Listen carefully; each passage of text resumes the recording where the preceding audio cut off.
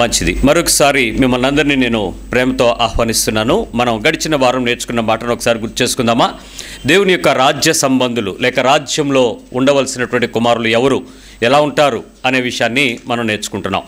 నిజానికి మత్తయి సువార్తలోను లూకా సువార్తలోను రెండు విషయాలు పెద్ద ఎక్కువగా ఏమీ తేడా ఉండదు, కానీ రెండు కూడా దగ్గర విషయాలనే మనతో మాట్లాడుకుంటూ వచ్చాడు. లూకా సువార్త 13వ అధ్యాయంలో ఈరోజు మరి రెండవ వర్త భాగాన్ని వినటానికి ఇష్టపడదాం. లూకా సువార్త 13వ అధ్యాయము 25వ వచనం. మొదటి వచనాన్ని మనం ధ్యానం చేశాం కదా, సో రెండవ విషయాన్ని ఈరోజు మనం చూద్దాం. లూకా సువార్త 13వ అధ్యాయము 25వ వచనం. Luke gospel chapter 13 verse 25. ఇంటి యజమానుడు లేచి తలుపు వేసిన తరువాత, టుడేస్ టైటిల్ ఇస్ తలుపు వేసిన తరువాత. ఒకవేళ తలుపేస్తే ఏమవుద్ది? తలుపేసేస్తే పరిస్థితి ఏంటి? అసలు ఎందుకు తలుపేస్తాడు? ఎందుకు తలుపు వేయాలి? ఎందుకు వేస్తానన్నాడు 13:25లో? తలుపు వేయటానికి యజమానిగా, ఆ అధికారిగా, తండ్రిగా ఆయన ఎందుకు అంత గ్రాస్టిక్ స్టెప్ తీసుకోవటానికి అవసరం ఏమైంది? వాటిని మనం ఒకసారి ఆలోచన చేద్దాం. తలుపు వేసిన తరువాత మీరు వెలుపల నిలిచి తలుపు తట్టి, అయ్యా మాకు తలుపు తీయమని చెప్పని ఆరంభించినప్పుడు, ఖచ్చితంగా మీరు అప్పుడు అడుగుతారు ఏమని? తలుపు తీయ, అయ్యా అయ్యా ప్రభువా, తండ్రి, నాయన, బాబు, ఇంకేవో పేర్లు పెట్టి మాకు తలుపు తీయండి. ఎందుకు తలుపు తీయవు? అది డిమాండ్గానే ఉంది పదం. అయ్యా అనేటువంటి పదం, అయ్యా, నాయన, అబ్బా, తండ్రి, అవి రిక్వెస్ట్ మేనర్. అయ్యా ఇది కొంచెం మంచి పదమే. సరే, మొత్తానికి అప్పుడు ఆయన ఏమంటాడో చూసారా యేసయ్య? ఆయన మీరెక్కడి వారో మిమ్మల్ని ఎరుగనని ఉత్తరము మీతో చెప్పును. ఇది ఎంత దారుణమైన పదం అంటే అసలు ఏ ఊరు ఏ పేట కూడా తెలియదు అన్నాడు. అసలు మీరు ఎక్కడ వారు? అసలు మీరు దేవుని మందిరంలోకి వచ్చారా? మీకు సంఘం తెలుసా? మీకు నేను తెలుసా? నేను తెలిస్తే మీరు నాతో ఉంటారు, కానీ మీరు బయట నేను లోపల ఉన్నాం ఎందుకు అని అడుగుతున్నట్టుంది అక్కడ. మీరు ఎక్కడి వారో నాకు తెలియదు అని అన్నాడు. ఈ విషయాన్ని యేసుక్రీస్తు వారు మాట్లాడుతుంటే మీకు ఆశ్చర్యం కలిగిస్తుందేమో కానీ, లేక ఏముందలే అలాగే అంటాడు తర్వాత తీస్తాడు అంటారేమో కానీ, ఆయన ఒకసారి మాట్లాడితే మాట మార్చని దేవుడు అని బైబిల్ చెప్తుంది. చాలా స్థిరమైనటువంటి ఆలోచనతో నడిపించేటువంటి దేవుడిగా మనం చూస్తూ ఉంటాం. ఇది ఎందుకు జరిగింది, అసలు ఈ సందర్భం ఎందుకు వస్తుంది అంటే దేవుని గురించి మీరు కొన్ని విషయాలను అర్థం చేసుకోవాలి. యేసు గురించినటువంటి అర్థం చాలా అర్థవంతంగా, చాలా ప్రేమగా, మనకి సంతోషాన్ని కలిగించేదిగా కనిపించవచ్చు, కానీ తండ్రి అయిన దేవుని గురించినటువంటి విషయాలు ప్రభు మాట్లాడేటప్పుడు, అంటే క్రీస్తు మాట్లాడేటప్పుడు చాలా కఠినంగా విషయాలను మాట్లాడుతూ వచ్చాడు. ఆదికాండం 3వ అధ్యాయంకి రండి ఒకసారి. ఎందుకు ఈ విషయాన్ని ఖచ్చితంగా ప్రభువే చెప్తున్నాడో, యేసే చెప్తున్నాడో, ఆ మాటను మార్చని దేవుడు మనతో ఏమంటున్నాడో ఒకసారి చూద్దాం. ఆదికాండము 3వ అధ్యాయము 24వ వచనం 23 నుంచి చదువుదాం. 23. దేవుడైన యెహోవా అతడు ఏ నేల నుండి తీయబడినో దాన్ని సేద్యపరచటానికి ఏదెను తోటలో నుండి అతని పంపివేసెను. ఏం చేశాడు? ఎక్కడి నుంచి బిగినింగ్ అయ్యిందో అక్కడికే పంపేశాడు. ఏ బయట నుంచి లోపలికి వచ్చాడో ఆ బయటకే పంపివేయబడ్డాడు. లోపల నుంచి బయటికి తోసేసిన తర్వాత లేక తలుపు వేయటం అనే సందర్భం ఇక్కడే ప్రారంభమవుతుంది. చదువుదాం. అప్పుడు ఆయన ఆదామును వెళ్ళగొట్టి, ఏమండి, పంపివేయటం వేరు, 23వ వచనం ఆఖరిలో పంపివేయడం, 24 ప్రారంభంలోనే వెళ్ళగొట్టి. ఏంటి రెండింటికి తేడా? నన్న కొంచెం బయట కూర్చోండి, అదొక మర్యాద. పంపేస్తున్నాను, బయటికి పంపుతున్నాను. లేదు మేడ మీద ఉండొద్దు, కొంచెం కిందకి వెళ్ళిపోండి. నేను చెప్తున్నాను కదా, దయచేసి నా మాట్లాడి కిందకి వెళ్ళిపోండి. ఏం చేస్తున్నాను? వాళ్ళని పంపడానికి ప్రయత్నం చేస్తున్నాను. వాళ్ళు వెళ్ళలేదు అనుకో, నాన్న నువ్వు కూడా వెళ్ళిపో, నువ్వు కూడా వెళ్ళు, అది కూడా తీసుకెళ్ళు. నేను చెప్తున్నాను కదా, తీసుకెళ్ళండి ఆయన కిందకి. ఇప్పుడు నేను పంపుతున్నాను. వెళ్ళగొట్టి, ఎలా బయటకెళ్ళా, ఎందుకున్నావు ఇక్కడ, పో బయటపో అంటే ఇప్పుడు వెళ్ళగొట్టేటప్పుడు ఆ మనిషికి నేను ప్రేమగా వెళ్ళగొడతానా? మీ భావోద్వేగాలు ఎలా ఉంటాయి? మీ పదోచ్చరణ ఎలా ఉంటుంది? నేనేమన్నా కొంచెం మెల్లిగా చర్చి కాబట్టి అంత మెల్లిగా వాడినట్టున్నాను. ఇంకా మరి మీరు వాడగలిగితే ఎలా వాడతారు? వెళ్ళగట్టి ఎవరిని? ఆదాముని, అవ్వని. ఎక్కడి నుంచి? ఏ తోటకైతే పేర్లు పెట్టుకున్నాడో, ఏ జంతువుకైతే పేరు పెట్టాడో, ఏ పక్షికైతే పేరు పెట్టాడో, ఏ చెట్టుకైతే వృక్షానికి పేరు పెట్టాడో, ఏ పండ్ల జాతికైతే పేరు పెట్టాడో, తన ప్రపంచాన్ని తన చుట్టూ తనకు అధికారం ఇచ్చినటువంటి దేవుడు ఏది రమ్మంటే అక్కడికి వచ్చేలాంటి పరిస్థితి ఏర్పాటు చేసినటువంటి టోటల్ ప్రపంచాన్ని ఒక్కసారిగా విడిచిపెట్టి మొదట పంపివేయటానికి ప్రారంభిస్తే ఆ తర్వాత వచనంలో వెళ్ళగొట్టి అనే పదం వచ్చేసింది. అంటే వెళ్ళమంటే వెళ్ళకపోతే అప్పుడు ఏం చేస్తాం? మెడ పట్టుకుని తోసేస్తాం. ఇంచుమించు అదే సంఘటన ఇక్కడ తోసేశాడు. అందుకే మొదట వెళ్ళమన్నప్పుడు ఆదాం గారం పోయి ఉంటాడు. నువ్వు అలాగే అంటావు, మళ్ళీ నువ్వు రమ్మంటావు, నేను ఇక్కడ ఉండనా, నేను చూడనా అనేదో వైలిపోయి ఉంటాడు. వెంటనే ఆయన అన్నాడు వెళ్ళగొట్టి అనే పదం గుర్తించండి. పోనీ వెళ్ళగొట్టిన తర్వాత దేవుడికి ఏమైనా తన మీద నమ్మకం అపనమ్మకం కలిగిందా? చూడండి ఏం చేశాడు.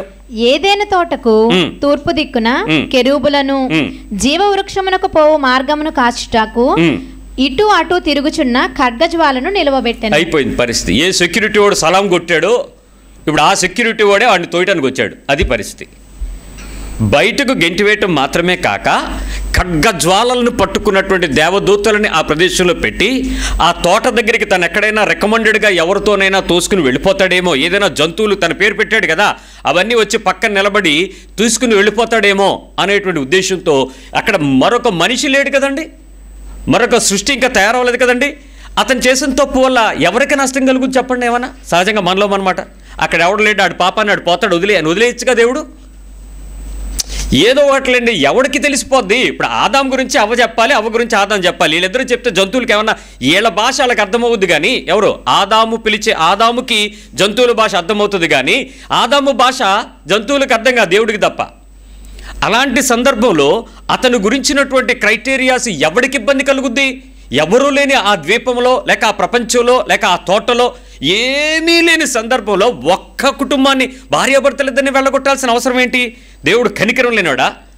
చేస్తే చేశాడు తప్పు, జరిగితే జరిగింది, దేవుని చిత్తానికి వ్యతిరేకంగా జరిగింది. ఆయన దేవుని తెలిసిన వ్యక్తి, దేవుని ఎరిగిన వ్యక్తి, దేవునితో ముఖాముఖి చూసిన వ్యక్తి, చల్లపూట కూర్చుని మాట్లాడుకున్న వ్యక్తి, పేర్లు పెట్టడానికి అధికారం పొందుకున్న వ్యక్తి, ఏం చేస్తున్నా సాయంత్రం అయ్యేటప్పటికి రిపోర్ట్ చేస్తూ ఇద్దరు చాలా చక్కటి అవినాభావ సంబంధాన్ని చక్కటి ఆత్మీయతను కలిగి ఉన్నటువంటి కుటుంబమే.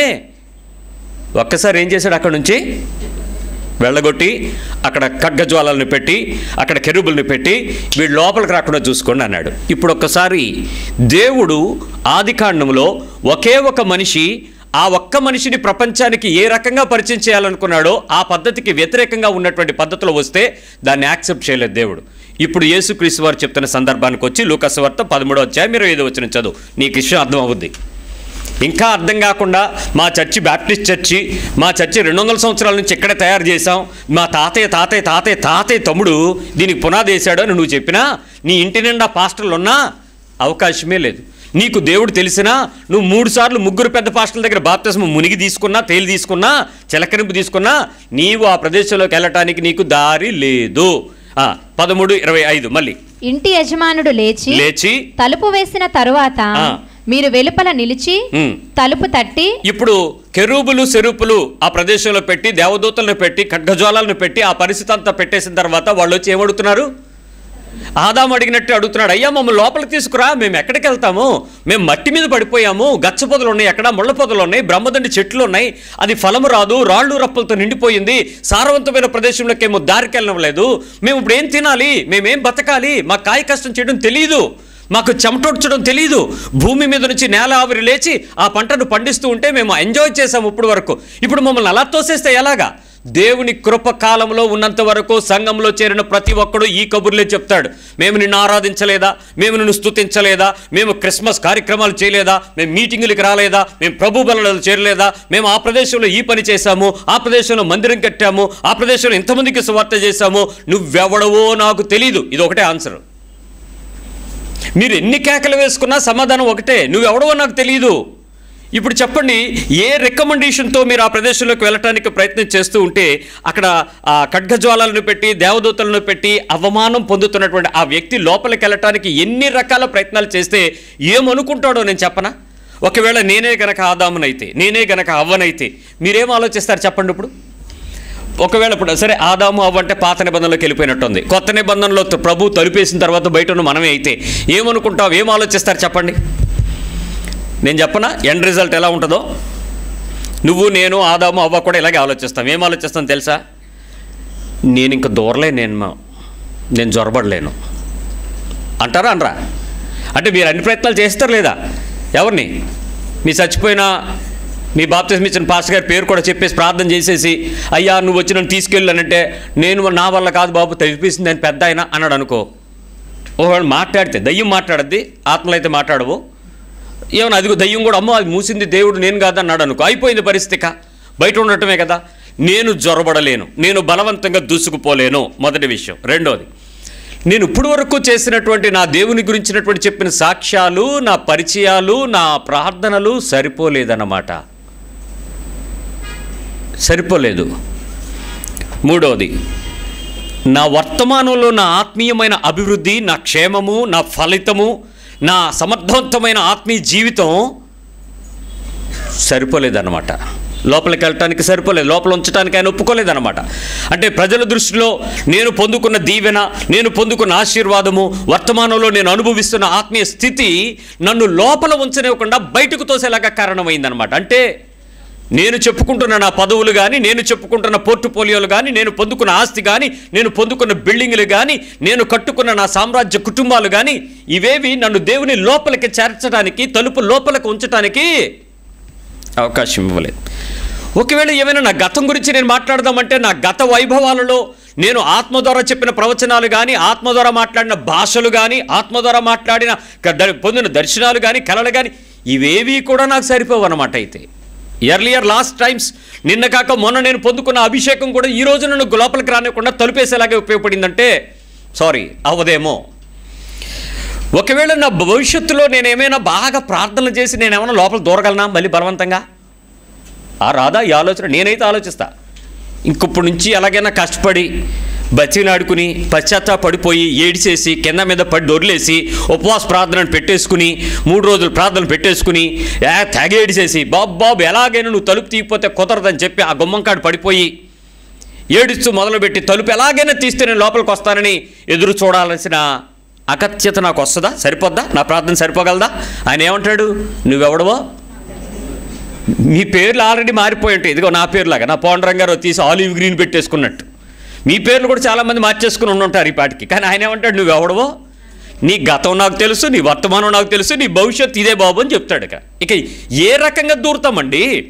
తర్వాత ఏమైనా ఒక విషయంలో మన నిరీక్షణ గురించి ఆలోచిస్తే ఏంటి మన నిరీక్షణ ఎలా ఉంటుంది అని ఒకవేళ ఆలోచించి నా నిరీక్షణ గొప్పది అని ఏమైనా చెప్దామన్నాను అనుకోండి, ప్రభువా ఏమనుకుంటున్నావు నువ్వు, నేను నా నిరీక్షణ నువ్వు గుర్తు చేసుకో అని ఒకవేళ అరిశాను అనుకో దేవుణ్ణి, ఏమంటాడు అప్పుడు ఆయన? అసలు నీ మాట వినేటప్పుడే ఫస్ట్ ఆయన ఒకటే మాట అంటాడు, నువ్వెవరివి, ఏ ఊరి మీది, ఎక్కడి నుంచి వచ్చావు, బాప్తిజం తీసుకున్నావా, అయితే ప్రభు వల్ల పెట్టు, అయితే ఒకటే మాట, నువ్వెవరివి, అసలు నువ్వు ఏమని చెప్పి రికమెండ్ చేసుకుంటా వెళ్ళి. అప్పుడు మీరందరూ ఏం చేస్తారంటే విజిటింగ్ కార్డు పట్టుకెళ్ళండి, మీ విజిటింగ్ కార్డులు ఉంటాయి కదా, నేను సో అండ్ సో అని పెట్టుకుంటారు విజిటింగ్ కార్డు, ప్రభువా please see my visiting card. అప్పుడు కూడా కుదరదు. మీరు కొయ్యలో వేసుకుంటారు, డ్రెస్ వేసుకుంటారు కదా అందరూ ఒకే రకం బ్యాండ్ పార్టీ, అది కూడా వేసుకెళ్ళండి. పోనీ చూడండి మమ్మల్ని గుర్తుపెట్టుకోండి, ఇదిగో మా బ్యాడ్జీలు చూడండి అని చెప్పండి. ఏమంటాడు ఆయన? 28వ వచనం, 13వ అధ్యాయం 28వ వచనం, Luke 13:28. 13:20 లూకాసు వార్త 13వ అధ్యాయం 28వ వచనం. అబ్రహాము ఇస్సాకు యాకోబులను సకల ప్రవక్తలను దేవుని రాజ్యములో ఉండుటయు మీరు వెలుపలికి త్రోయబడుటయు. మీరని అంత తేలిగ్గా చెప్పకు, 2 సార్లు ఉంటుంది అక్కడ, మీరు వెలుపలికి త్రోయబడేటవి. ఇప్పుడు అబ్రహాము కాలంలో చర్చ్ లేదు, బైబిల్ లేదు, పాస్టర్ లేడు, ప్రవక్త లేడు, ఈ రకమైనటువంటి సిద్ధాంతాలు లేవు, ఈ రకమైన టీవీ లేదు, ఈ రకమైనటువంటి ఇంటర్నెట్ లేదు, వాట్సాప్ లేవు, ఏమీ లేవు. కానీ వాళ్ళందరూ, వాళ్ళతో చూసిన వాళ్ళందరూ, వాళ్ళతో నడిచిన వాళ్ళందరూ ఎక్కడ ఉంటారంట? లోపల ఉంటారట. ఇప్పుడే మీకు సమస్య ఏంటంటే మనం బయట ఉంటామని చెప్పాం కదా, బయట ఉన్న మనకి ఆయనకి మధ్యలో అడ్డేంటి? ఒక తలుపు. ఈ తలుపుకి అవతల ఉండేవారు ఎవరు అని నీకు తెలుసుకోవాలని కుతూహలం రాదా? ఎవడెవడు లోపల దూరాడో చూద్దాం అనేసి. మనకి ఇలాంటి గాజు తలుపులు ఉంటాయి అనుకున్నావేంటిది? కనపడవు, కాకపోతే ఇప్పుడు నీకు అర్థం అవ్వాలి, నీకు కనపడుతుంది. ఆయన ఏంటి చెప్పకుండా ఏమీ చేయడు కదా, అబ్రహాం చెప్తానన్నట్టు నీకు చెప్తాడు. ఇప్పుడు ఏంటి లోపల ఎవరు ఉంటారట? అబ్రహాము, ఇస్సాకు, యాకోబు, అక్కడి నుంచి ఉన్నటువంటి ప్రవక్తలు, వాళ్ళందరూ జరిగినటువంటి పరిస్థితి. రైట్. ఈ విషయాన్ని మీకు కొంచెం వివరంగా వివరించుకోకపోతే, వాళ్ళు లోపల ఎందుకున్నారు, మనం ఎందుకు బయట ఉన్నాము అంటే, మనం బాప్తిజము తీసుకున్నాము, ఒకే బండలోనిది వాళ్ళు వెళ్తే మనకు అలా కాకుండా పర్ఫెక్ట్గా డైరెక్ట్గా మా పాస్టర్ గారు పరలోకం నుంచి దర్శనం చూసి ఇతనికి బాప్తిజం ఇవ్వని దేవుడు మాట్లాడితే ఈలోపు నాకు ఒక వాక్యం వచ్చి నువ్వు బాప్తిజం తీసుకో అని చెప్తే, ఈలోపు మా ఇంటి పక్కన ఉన్న ప్రార్థన ఆంటీకి ఒక దర్శనం వచ్చి నువ్వు రేపు బాప్తిజం తీసుకుంటున్నావు అని చెప్తే, అన్ని కలిసి బాప్తిజం తీసుకుంటే నువ్వెవడో తెలియదు అంటాడు యేసయ్య. మీకు నొప్పి రాదు, బాధ రాదు? ఇన్ని కలిసినా కూడా అంటే అబ్రహాం ఎలా దూరిపోతాడో చూడొద్దాం మనం. అబ్రహాం ఎందుకు వెళ్ళాడు, ఇస్సాకు ఎందుకు వెళ్ళాడు, యాకోబు ఎందుకు వెళ్ళాడు, ప్రవక్తలు ఎందుకు వెళ్ళారు, తూర్పు నుంచి పడమర నుంచి ఉత్తరం నుంచి దక్షిణ నుంచి అనేక మంది వెళ్ళి అక్కడ కూర్చున్నారు. ఎందుకో మీకు అర్థం కావాలి కదా. Let us see. కొంచెం లోపలికి వెళ్ళటానికి మనం ఈరోజు ప్రయత్నించేద్దాం. ఏంటో చెప్తాను. ఈ అబ్రహాము కానీ ఈ జనమందరూ వెళ్ళిన వాళ్ళు ఎవరు కూడా భక్తి, సరళమైన భక్తి చేయలేదు. వాళ్ళు సుఖమైన జీవితం జీవించలేదు. ఎవడు విలాసవంతమైన అనుభవాలు లేవు వాళ్ళకి.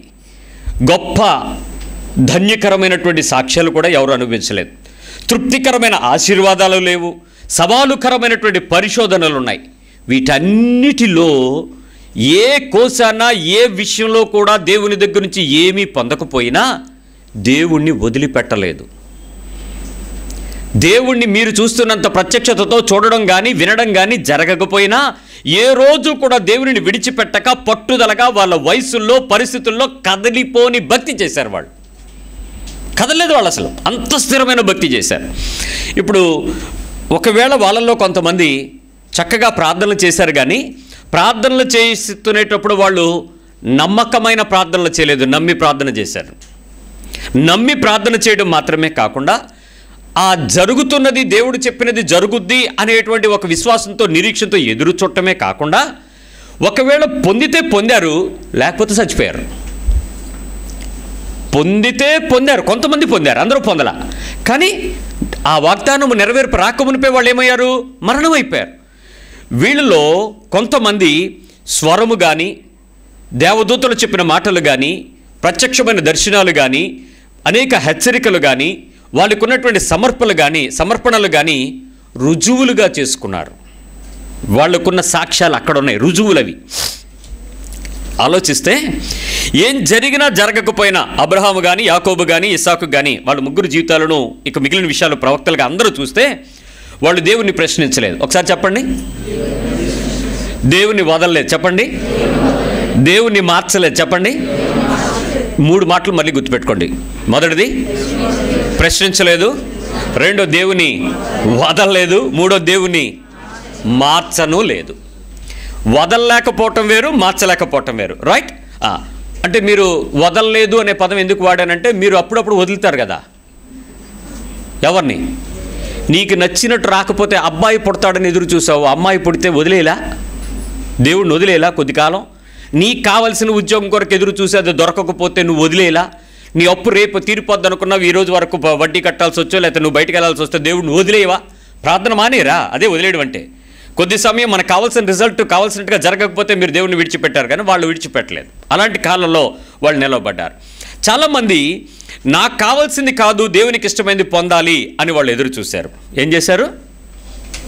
నాకు కావాల్సింది కాదు, చెప్పండి, దేవునికి ఇష్టమైంది పొందాలని చూశారు. మనం ఎందుకులే.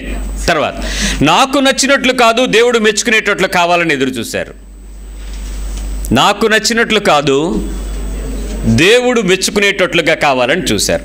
నేను అడగడం కాదు, ఏమిస్తాడో అని నిరీక్షణ చూశాడు.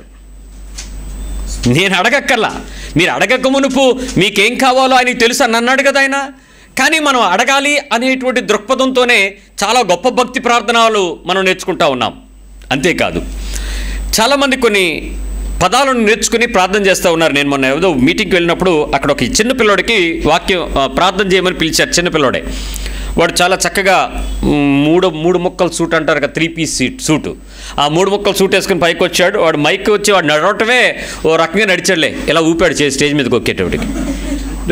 రీడు బొడ్డోడు ఎంత పైకి ఎక్కుతాడు అంటే వెంటనే మైక్ తీసుకుని మైక్ చెక్ 1 2 3 అన్నాడు.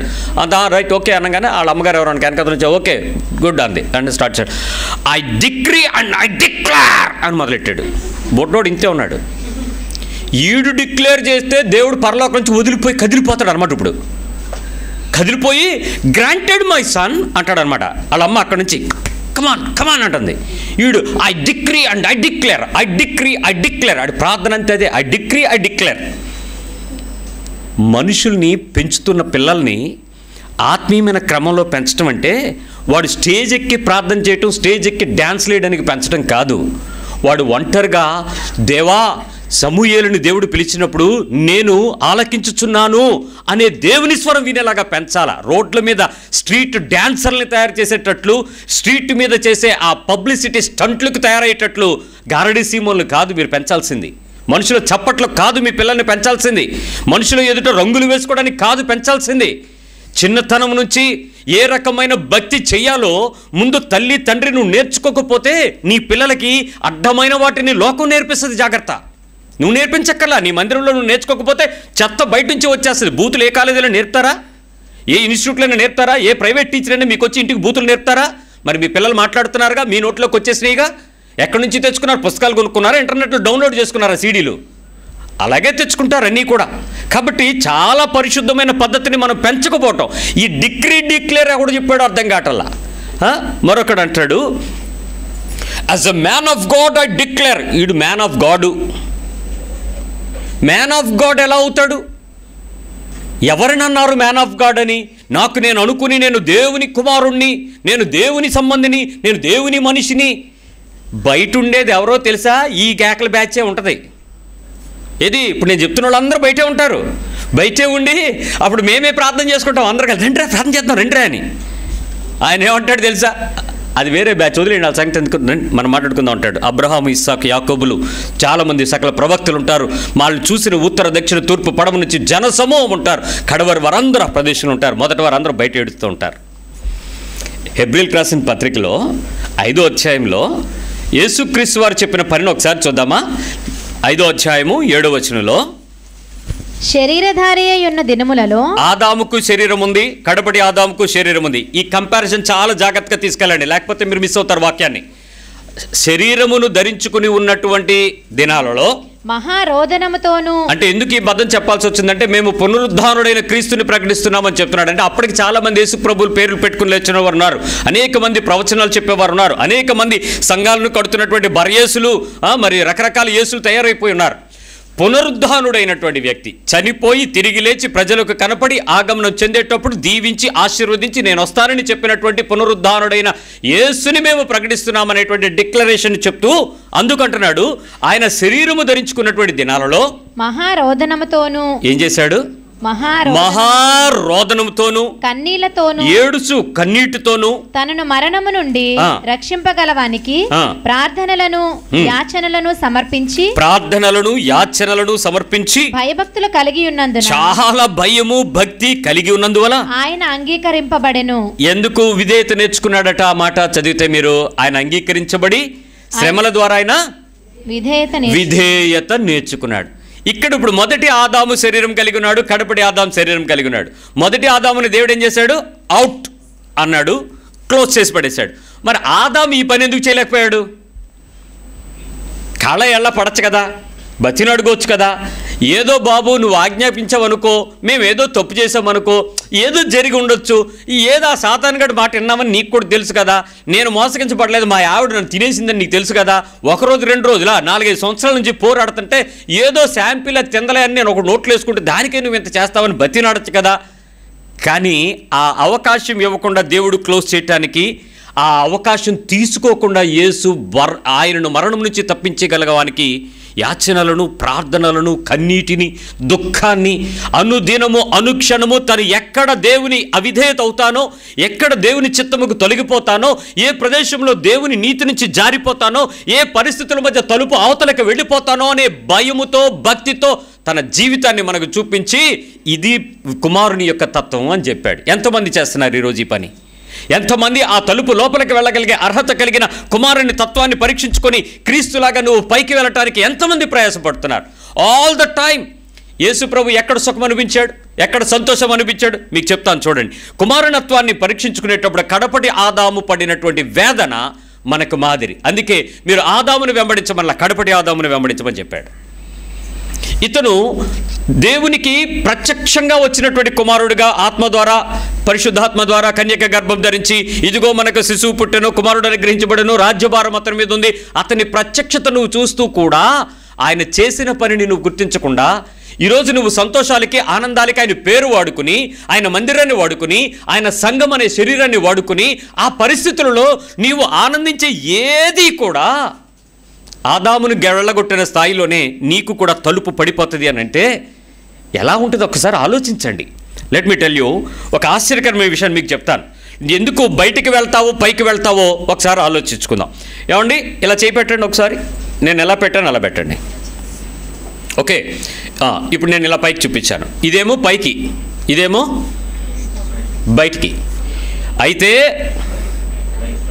లేకపోతే నిన్ను ఇలా చూపగానే నీకేం అర్థం అవ్వాలి? ఇప్పుడు నువ్వు ఎటు వెళ్తావు? ఇట ఇట. అయితే ఇటు వెళ్ళాలి, లేకపోతే ఇటు వెళ్ళాలి. తెలుసుకుందాం. రెడీయా? ఆదికాండము 12వ అధ్యాయము 5వ వచనం. మీరు ఈ హిస్టరీని సరిగ్గా అర్థం చేసుకోకపోవటం వలన పాటలు పాడే క్రైస్తవులుగా బతికిపోతారు తప్ప పరలోకం వెళ్ళే క్రైస్తవులుగా మాత్రం నడవరు. మీరు బయటకు పోవడానికి సిద్ధమయ్యే భక్తి చేస్తున్నారు తప్ప పైకి వెళ్ళి కూర్చొనే అధికారపు భక్తిని పొందటానికి మీ మనసులో ఉపయోగపడవు. కాబట్టి పరీక్షించుకుందాం. 12వ అధ్యాయం 5వ వచనం. అబ్రాము, జెనసిస్ 12:5. అబ్రహాము యొక్క పిలుపు గురించి మాట్లాడుతున్నాం, చదవండి. అబ్రాము తన భార్య అయిన శారాయిని, తన సహోదరుని కుమారుడైన లోతును హారానులో తానును వారును ఆర్జించిన యావదాస్తిని వారు సంపాదించిన సమస్తమైన వారిని తీసుకొని కనాను దేశమునకు వెళ్ళుటకు బయలుదేరి కనాను దేశమునకు వచ్చిరి. అబ్రహాం బెకారోడా ఆస్తిపరుడా? ఏమేం పట్టుకెళ్ళాడు? తాను సంపాదించిన యావదాస్తి. ఓకే, సంపాదించిన వారు అంటే మనుషులు, తన ఇంట అలవరపరచబడిన వారు కానీ, తన ఇంట పుట్టినవారు కానీ, తన దాసుల పిల్లలు కానీ, మొత్తం కాంగ్రిగేషన్. రైట్. 13:2. అబ్రాము వెండి బంగారము పశువులు కలిగి బహుధనవంతుడై ఉండెను. ఏంటి? ఏమేమి ఉన్నాయి? వెండి బంగారము పశువులు కలిగి బహుధనవంతుడై ఉండెను. ఇవి కాక మళ్ళీ ధనం అంట, బహుధనవంతుడై ఉండను. ఏమండి, ఈ ప్లేస్లో ఈ జంక్షన్లో 13:2 దగ్గర నువ్వు ఉంటే, నిన్ను దేవుడు పిలిచి ఒక చోట తీసుకెళ్తావు రా అంటే ఎంతమంది వెళ్తారు? దిస్ ఇస్ గుడ్ ఇనఫ్ కదా. మీకు కావాల్సినవన్నీ మీకు ఇక్కడ ఉన్నాయి కదా. ఏమేమి ఉన్నాయి? వెండి ఉంది, బంగారం ఉంది, పశువులు ఉన్నాయి, పనోళ్ళు ఉన్నారు, ఆల్రెడీ సంపాదించుకుని జనం అక్కడి నుంచి ఇక్కడికి వచ్చారు, మస్తుగా ఉన్నారు. ఇప్పుడు ఎందుకు వెళ్ళాలి? Let me tell you. 13:6. వారు కలిసి నివసించుటకు ఆ ప్రదేశము చాలకపోయెను. ఎందుకనగా వారు ఆస్తి వారు కలిసి నివసించలేనంత విస్తారమై ఉండెను. ఏంటి వారి ఆస్తి? మనం ఎప్పుడు విడిపోతాం చెప్పండి? Same situation. నీ ఇంటిలో ఆస్తితో వచ్చిన వెంటనే అమ్మాయి అబ్బాయిని తీసుకుని బయటికి పోద్ది. ఎందుకు? వాటాల పంపకాలు సెట్ అవ్వలేదు కాబట్టి ఇల్లు ఎరగ తీసుకుని పోద్ది. లేదు, ఆ ఆస్తి గురించే హడావిడి చేసి కోర్టుకెళ్ళి ఇంటిని విడదీస్తుంది, ఇంటిని బజార్ను పెడద్ది కోర్టుకెళ్ళి. అది అమ్మాయి కావచ్చు, అబ్బాయి కావచ్చు. నివసించలేనంత ఆస్తి పెరిగిన వెంటనే డెఫినెట్గా ఇల్లు ఏమైపోద్ది? స్ప్లిట్ అయిపోద్ది. ఇప్పుడు వీళ్ళకి ప్రాబ్లం ఏంటి? ఆస్తి. దేవుడేమన్నాడు? నేను దీవిస్తాను రా అన్నాడు. ఇప్పుడు అతని దీవెనేంటి? ఇదే అర్థం కావాలి నీకు ఈరోజు. నువ్వు దేవుని దగ్గరికి వచ్చి ఇప్పుడు దేవుడిని ఎందుకు పట్టుకున్నావు? అబ్రహాం ఎందుకు దేవుడిని పట్టుకున్నాడు, ఎందుకు పరలోకం వెళ్తాడు, నువ్వు ఎందుకు వెళ్ళవో తెలిసిపోద్దు ఇప్పుడు. రైట్. ఇంకా చెప్తాను. 15వ వచనం. మీరు చదివిన బైబిలే, నేను చదివేది కొత్త బైబిల్ ఏం కాదు ఇది. 13:15. ఎందుకనగా నీవు చూచుచున్న ఈ దేశం అంతటిని నీకును నీ సంతానమునకును సదాకాలము ఇచ్చెదను. అమ్మో, ఎంత? సదాకాలము. ఇంకా మరియు నీ సంతానమును భూమి మీద నుండి రేణువుల వలె విస్తరింప చేసేదను. భూమి మీద నుండి రేణువులు. అసలు ఒక క్యూబిక్ సెంటీమీటర్ ఆఫ్ ఎయిర్ని తీసుకుంటే దానిలో కొన్ని కోట్ల అణువు నిర్మాణం ఉంటుంది. Just 1 cubic centimetre. భూమి మీద ఉన్న రేణువుల్లాగా నీ సంతానాన్ని నేను చేస్తానని చెప్పాడండి. ఎట్లనగా ఒకడు భూమి మీద నుండి రేణువులను లెక్కింపగలిగిన ఎడల, లెక్క పెట్టగలిగితే అప్పటికి ఇంకా డబల్ మైక్రోస్కోపులు రాలా, లెక్క పెట్టగలిగితే అనేసాడు దేవుడే. నీ సంతానమును కూడా లెక్కింపవచ్చును. Very good. నీవు లేచి ఈ దేశం యొక్క పొడుగును, జాగ్రత్తగా వినండి, ఈ దేశం యొక్క పొడవు వెడల్పు దానిలో సంచరించుము, అది నీకు ఇచ్చేదనని అబ్రాహాముతో చెప్పెను. ఇప్పుడు మీకే గనక నడవండి, ఎంత దూరం నడుస్తారు ఆ భూమి అంతా మీకే అంటే, ఈ రోజు దినాలలో జగదాంబ సెంటర్లో గజం ₹1,00,000 ఉంటే నడవండి మీరు ఎంత నడిస్తే అని అంటే, పొద్దున్న సాయంత్రం వరకు ఎన్ని కిలోమీటర్లు నడుస్తారు? నడవరా కలెక్టర్ ఆఫీస్తో కలిపి నడిచారు. KGH, కలెక్టర్ ఆఫీసు, ఆ విజయ మెడికల్ సెంటరు, ఎందుకంటే అయ్యే మనకు ఉపయోగపడతాయి. రేపు మొత్తం ఆ నడిసే ఏరియాలన్నీ తిరిగిసి ప్రభువా అని ఆ సెయింట్ పాల్ చర్చ్ మీదకి ఎక్కేసి మొత్తం చూసేసి, అటువైపు బే ఆఫ్ బెంగాల్ కనపడుతుంది, సముద్రం కూడా, మొత్తం ఒక లుక్ వేసి అబ్రహాము చెప్పిన వాగ్దానం నాదే. కొంతమంది పాస్టర్లు అవి కూడా చెప్తున్నారు, అబ్రహాం వాగ్దానం నీలోనే ఫలింపు అంటే రాత్రి అంతా గుడ్లప్పకి చూడటం, అబ్రహాం వాగ్దానం నాకే చెప్పిన ఎర్రోడు వెళ్ళిన పిచ్చోడు ఇద్దరూ కలిసి గేట్ బయట ఉండేవాళ్ళు. తలుపు పడిపోద్ది, నీకు అర్థం కాని భాష అది. అయితే ఆత్మీయ మోసంలోకి ఉచ్చులోకి తీసుకుని వెళ్తున్నారు. ఇంకా చెప్తున్నాడు ఆయన, ఇంకేం చెప్పాడు తెలుసా? సంచరించినంత మట్టుకు నేల నీకు ఇస్తాను, అంతేకాదు నీకు నీ దేశంలో నీలో నుంచి రాజులు వస్తారు, జనములు వస్తారు, నిబంధనలు వస్తాయి, నిత్యమైన వస్తుంది, స్వాస్థ్యం నువ్వు పొందుకుంటావు అని చెప్పేశాడు దేవుడు. ఇప్పుడు మీకు ఒక హిస్టరీ చెప్తాను వినండి. అబ్రహాముని దేవుడు పిలిచేటప్పుడు ఆ ప్రదేశంలో ఉన్నటువంటి దేశం పేరు ఊరు అనే UR, అది ఉర్ అనేటువంటి దేశం. ఆ ప్రదేశంలో అదొక చిన్న గ్రామం. అయితే దానిలో ఉండేటువంటి పరిస్థితి ఎలా ఉంటుందో మీకు తెలిస్తే, అక్కడి నుంచి నిన్ను పిలిస్తే నువ్వు వస్తావా రావా అనేది నువ్వు డిసైడ్ అయిపోతావు. అతను ఎందుకు పరలోకం వైపు దృష్టి కలిగి నడిచాడనే విషయం అబ్రహాముకి, ఇస్సాకుకి, యాకోబుకి లింక్ ఏంటో నీకు అర్థమవుతుంది. సుమారుగా 1,00,000 మంది నివసించే పట్టణం అది. ఆ రోజుల్లో ఇన్ని వేల సంవత్సరాల చరిత్ర ప్రారంభం చెప్తున్నారు. ఆదికాండం 12వ అధ్యాయంలో సుమారు 1,00,000 మంది కలిగి జీవించుతున్నటువంటి ప్రదేశం. ఆ ప్రదేశం చిన్నదే కానీ వెడల్పుగా విస్తరించబడింది, రైట్? అది చాలా అందమైన ప్రదేశం, చాలా బ్యూటిఫుల్గా ఉంటుంది. దానిలో ఎత్తైన పెద్ద పెద్ద కట్టడాలు, టవర్స్ ఉన్నాయి. మీరు అర్థం చేసుకోవటానికి అబ్రహాం సంచరించినటువంటి నేటి కాలాలు కనుక మీరు చూస్తే, ఆ ఏరియాస్ మీరు ఒకసారి చూస్తే ఆ పెద్ద పెద్ద టవర్స్ లాంటి నిర్మాణాలు ఈరోజు కూడా గల్ఫ్ పర్షియన్ రీజియన్లో మీరు చూస్తారు. మీరు దుబాయ్ అటువైపు వెళ్తే పెద్ద పెద్ద కట్టడాలు. ఇది అప్పటి నుంచి పట్టణాలు కట్టేటప్పుడే వారు ముందు నుంచి ఆ పనులు చేస్తూ ఉండేవారు. ఇంకొకటి, ఆ ప్రదేశంలో ప్యాలెసెస్ ఉన్నాయి, కోటలు కట్టినటువంటి ప్రదేశాలు ఉన్నాయి, చాలా కోటలు ఉండేవి.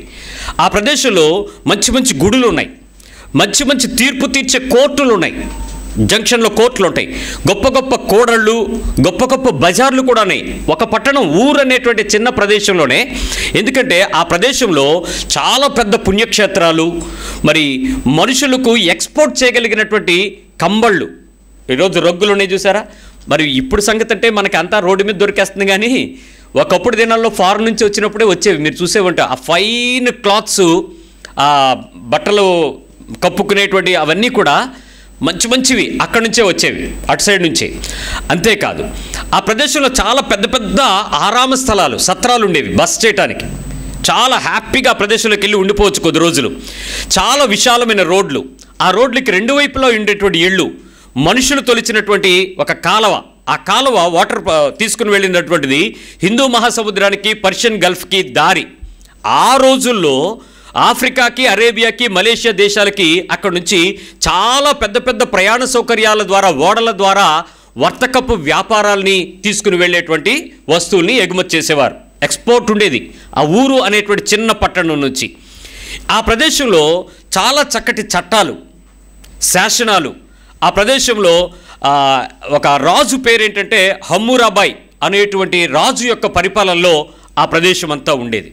ఇంకా చెప్పాలంటే మనం చరిత్ర చదువుకునేటప్పుడు సింధు నాగరికత, మొహంజో హరప్పా నాగరికత ఏమైనా ఉన్నాయా, గుర్తున్నాయా? ఏమన్నా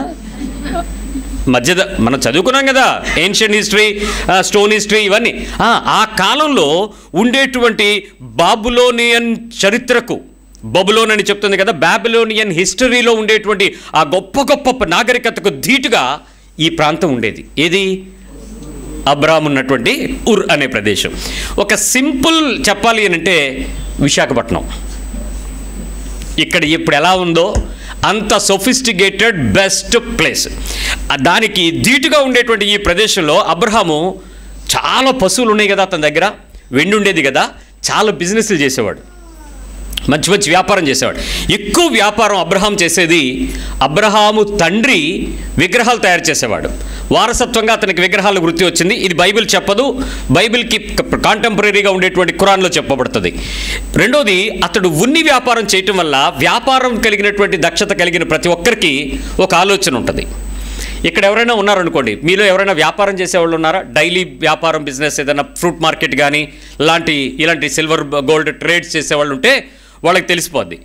ఈ అబ్రహాముకి ఈ పశువులు ఉన్ని వ్యాపారం, స్కిన్ వ్యాపారం ఇలాంటివన్నీ చేయటం అలవాటు అవడం వల్ల దేవుడితో కూడా బేరమాడగలిగాడు. మీరు గమనించారా?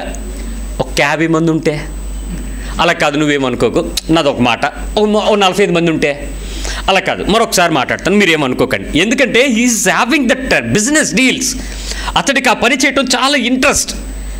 అది ఆ పని చేయటంలో చాలా తెలివైనటువంటి వ్యాపారిగా ఆ పని చేశాడు. మీకు తెలుసా, ఈరోజు బాగా చదువుకున్నటువంటి దేవుని సేవకు పిలువబడినటువంటి ఈ MBAలు చేసిన వాళ్ళు మీతో ఏం చేస్తారు?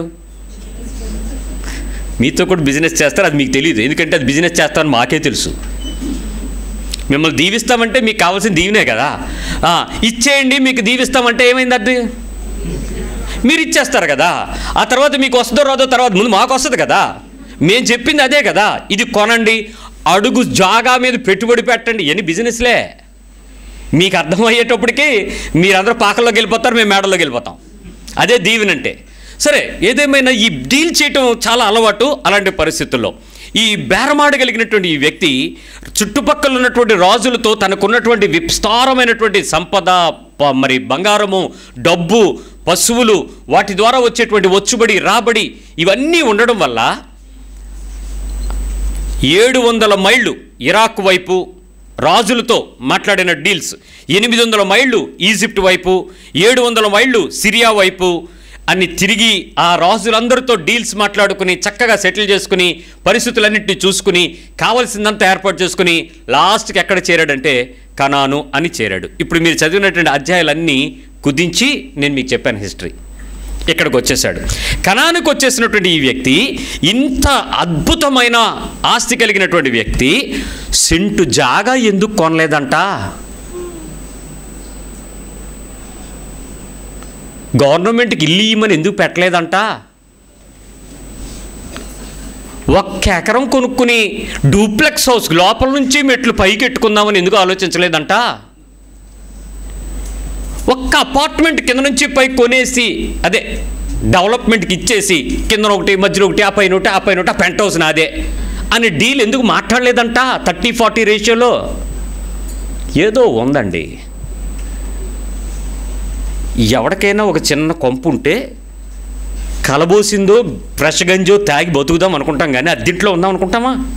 ఎంత బాధ, ఎంత కష్టం మనకి. ఇంత ఉన్నోడు నాకు ఎక్కడ ఆలోచన వస్తుంది, మీకు ఎక్కడ ఆలోచన వస్తుందో చెప్పండి.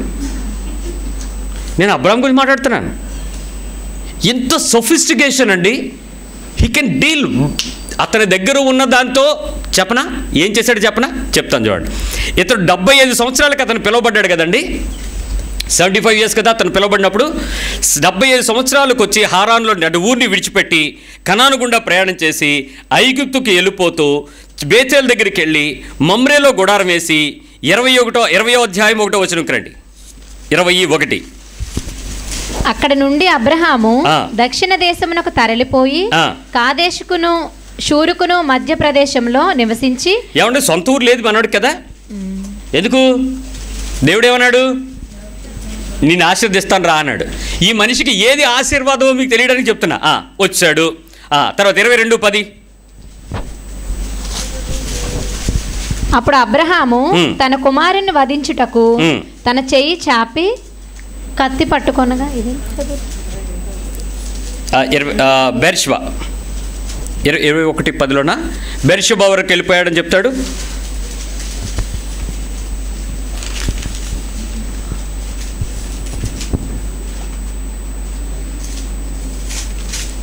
ఓకే 21:14. కాబట్టి తెల్లవారినప్పుడు అబ్రహాము లేచి ఆహారమును నీళ్ళ తిత్తిని తీసుకొని ఆ పిల్లవానితో కూడా ఆమె వెళ్ళిపోయింది, బెర్షెబా వరకు వెళ్ళిపోయింది. ఇక అక్కడి నుంచి పరిస్థితి మనోడు ఏం చేయాలో ఆలోచిస్తున్నాడు. తను ఎలోన్ అయిపోయాడు. అక్కడి నుంచి వచ్చి 23:6 హేతు కుమారులు ఒక మాట చెప్పారు చూడండి. నీవు మా మధ్యను అయ్యా, 5వ వచనం, అయ్యా మా మాట వినండి, నీవు మా మధ్య మహారాజువై ఉన్నావు. బాబోయ్, ఏం పదం మహారాజువై అంటే దేన్ని బట్టి మహారాజు అవుతాడు చెప్పండి? తనకున్నటువంటి విస్తారమైనది అతనికి ఒక గొప్ప పేరుని తెచ్చిపెట్టింది. ఒక రాజుకి ఏముండాలి? ఫస్ట్ రాజ్యం ఉండకపోతే రాజు ఎవరికండి? మీ ఇంట్లో రాజు కానీ ఏంటి పేరు? ఇది ఆ రాజు కాదు. మన ఇంట్లో పేర్లు పెట్టేసుకుంటాం కదా, రాజు, రాణి. రాణి కిరీటం ఏది, రాజుకి స్థలం ఏది? ఈ రెండో ఉండవు. ఆ రాజు కాదు, నువ్వు మహారాజువి. అతనికి మహారాజు అని చెప్తున్నాడు, మనోడికి ఏం లేదు. ఇదేమి దీవెన, దేవుడి దీవెన. మనోడికి ఏం నమ్మకమో వెళ్ళిపోతా ఉన్నాడు. మహారాజులా ఉన్నావు. మా శ్మశాన భూములలో అతి శ్రేష్టమైన దాని యందు మృతి పొందిన నీ భార్యను పాతిపెట్టుము. ఓకే, నీవు మృతి పొందిన నీ భార్యను పాతిపెట్టినట్లు మాలో తన శ్మశాన భూమిని ఇయ్యనొల్లని వాడు. 16వ వచనంకి వచ్చేమ్మా. అంటే ఏమన్నాడు తెలుసా? మీరు అడిగితే ఎంత సార్, మీ దగ్గర ఉన్నది ఎంత, నువ్వు ఇచ్చేది ఎంత, నా దగ్గర ఉండేది ఎంత, మన దగ్గర ఉన్నది సూపరు, బోల్డ్, మా భూములన్నిట్లో మంచి బెస్ట్ శ్మశాన భూమి నువ్వు తీసుకో, ఇవ్వనంటే కదా ఆడి సంగతి మేము చూసుకుంటాం అన్నాడు రాజు. ఓకే, 16. అబ్రహాము ఎఫ్రోను మాట వినెను, కాబట్టి హేతు కుమారులకు వినబడినట్లు ఎఫ్రోను చెప్పిన వెల అనగా వర్తకులలో చెల్లు 400 తులముల వెండి అబ్రహాము తూచి అతనికి ఇచ్చెను.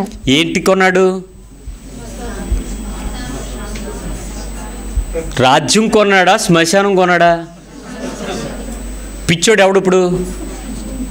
దేవుడు పేరు పెట్టుకుని ఊరు అనే ప్రదేశం నుంచి బయటికి వెళ్ళిపోయి ఇంత ఆస్తి పట్టుకుని, ఇంత జనం పెట్టుకుని, ఇంత బంగారం పెట్టుకుని, ఇంత వెండి పట్టుకుని, ఇంత మహారాజు అని పేరు పెట్టుకుని, ఎక్కడికి వెళ్తే అక్కడ రాజులతో సంధి కుదుర్చుకోగలిగి, డీల్ చేయగలిగి, మాట్లాడగలిగి, పరదేశంలో అంటే తన సొంత ప్రదేశం కాని దేశాల మధ్యలో ప్రయాణం చేసుకుంటూ, వర్తక వ్యాపారాలు చేసుకుంటూ, తన జనాన్ని పోషించుకుంటూ, విస్తరింప చేసుకుంటూ, విడిపోయి ఫలించి ఎంత నిండించి లాస్ట్కి ఏం కొన్నాడు? శ్మశానం కొన్నాడు. అలా ఆవిడికి చనిపోతే శ్మశానం భూమి కొన్నాడు. ఏమండి, ఇప్పుడు ఆలోచించి చెప్పండి, ఏది విలువైనది అబ్రహాముకు? ఇప్పుడు ఎందుకు శ్మశానాన్ని కొన్నాడు, ఫ్రీగా తీసుకోలేదు? ఆ శ్మశానంలోకి మనిషి మరణించిన తర్వాత ఎక్కడికి వెళ్తారని తెలుసు అబ్రహాముకి? పరలోకపు పట్టణానికి దారి అదే అని తెలుసు. అతని మరణమునకు కావలసినటువంటి ఒక సిద్ధపాటు, అతడు దేవుని రాజ్యానికి చేరటానికి కావలసిన ఏర్పాటుని చేసుకోవటానికి తన భార్యను బట్టి విలువైన తన దగ్గర ఉన్న వాటిలో విలువైన దానిని ఇచ్చి అక్కడ 400 తులాలు బయట వర్తకంలో, అంటే దీనికి రఫ్గా మీకు చెప్తాను. యోసేపుని ఎన్ని వెండి నాణేలకి అమ్మేశారు తెలుసా? 30. ఒక మనిషి విలువ బానిస బతుకుకి 30 వెండి నాణేలు. 30. యేసు ప్రభువుని ఎన్ని వెండి నాణేలకి అమ్మడానికి కాంట్రాక్ట్ తీసుకున్నాడు యూదా? అంటే ఒక చీపెస్ట్ ఒక వ్యక్తిని కొనాలి అని అంటే 30. కానీ ఒక బిజినెస్లో సుపీరియర్ డీల్ ఎంతో తెలుసా? 400 సిల్వర్ కాయిన్స్. 400 విలువ లెక్క వేస్తే 30కి ఎన్ని రేట్లు? 400 లెక్కేసుకోండి. ఆ రోజుల్లో అంత విలువ ఇస్తే అసలు మనకి ఇది ఎంత అని అడుగుతాడు ఆ రాజు. అయినా కూడా నేను ఊరికే కొన్నాను, అది నేను డబ్బులు ఇచ్చుకుంటాను. ఎందుకంటే మరణించిన తరువాత ఒక జీవితం ఉంటుంది. ఆ జీవితంలోనికి వెళ్ళటమే నా ముఖ్య ఉద్దేశం. ఇక్కడ నువ్వు చెప్పిన దీవెనలు పొందుకోవటానికి నా గర్భంలో పుట్టినటువంటి వ్యక్తి ద్వారా ఇసుకంత విస్తారంగా వస్తుందో లేదో నేను చూడాలనుకోవట్లా. వాగ్దానం నాకు జరుగుద్దో లేదో నాకు తెలియదు, అది ఏమవుద్దో నాకు తెలియదు. కానీ నేను నిన్ను నమ్ముతాను, నిన్ను విడిచిపెట్టను, నిన్ను మార్చను. నేను వెళ్ళే దేశం ఇది కాదు, పరదేశం ఒకటి ఉంది. ఆ దేశంలోకి నేను వెళ్ళాలి, ఆ రాజ్యంలో నేను వెళ్ళాలి, ఆ స్థానం నేను సంపాదించుకోవాలి. దాని కొరకు లోకంలో నేనేం సంపాదించుకున్నా కూడా అది నాకు విలువైనది కాదు. కాబట్టి ఆ శ్మశాన భూమికి నేను విలువ ఇచ్చి కొన్నాను. అది మనకు చెప్పాడు అబ్రాహాం. అలాగని ఇప్పుడు వెళ్ళిపోయి వాల్తేర్ సిమెట్రీకి విశాఖపట్నంలో కానీ పోతిరిమల్లైపాలెంలో కానీ వెళ్ళిపోయి మా అయ్యగారు చెప్పారు, ఈ అయ్యగాడు ఒకడు వస్తాడు మధ్యలో, మా ఖచ్చితంగా నాకు మా ఆవిడికి పక్కనే కొని రిజర్వేషన్ పెట్టుకుందాం. అవసరమా? ఎక్కడ పోతావో ఎలా పోతామో, కరోనా వస్తే ఎవడికి దిక్కులేదు. ఆ స్థలాలు అలాగే ఉండిపోయాయి. ఎవడు ఎక్కడ పాతిపెట్టబడ్డాడో కూడా తెలియని పరిస్థితి.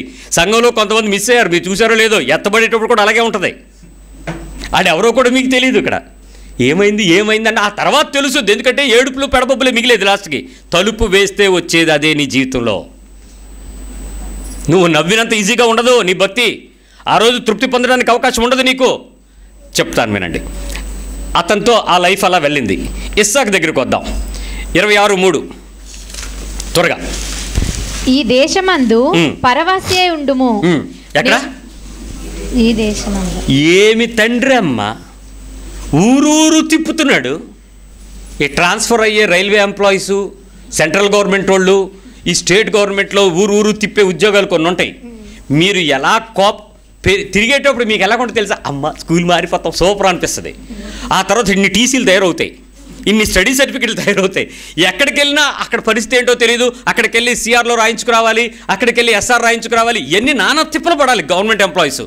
లాస్ట్కి రిటైర్మెంట్కి ఇలాంటి మారుమూల దేశం తీసుకొచ్చి పడిస్తారనుకోండి, అప్పుడు వాళ్ళు చెప్పేది ఒకటే మాట, ఏంటో తెలుసా, మా అయ్యండి గవర్నమెంట్ ఉద్యోగం అండి. ఏముందండి ఉపయోగం? ఎక్కడైనా సెంటి జాగా కొనడానికి అవకాశం ఉందా? బద్దు నిజాయితీ, మళ్ళీ మా నాయం నిజాయితీ ఎక్కువైపోయి ఎవరి దగ్గర లంచం తీసుకోక నిఖార్సుగా పనిచేసి భక్తి శుభ్రంగా చేసి ఏమీ సంపాదించకుండానే కొట్టేశాడు. ఇప్పుడు మేము అలాగే తిరుగుతున్నాం. ఏ తండ్రి అండి అలాగని పోనీ ఏమో తక్కువ ఉందా తండ్రి ఆయన అబ్రాహాంకి? లేదు. ఇప్పుడు ఇస్సాకు వారసుడెవడు? అబ్రాహాం వారసుడెవడు? అసలు మొత్తానికి పరిస్థితి ఏంటి? ఇప్పుడు దేవుడు ఏం చెప్పాడు ఇస్సాక్కి? నువ్వు ఎలా ఉండాలి? పరవాసిగా ఉండు.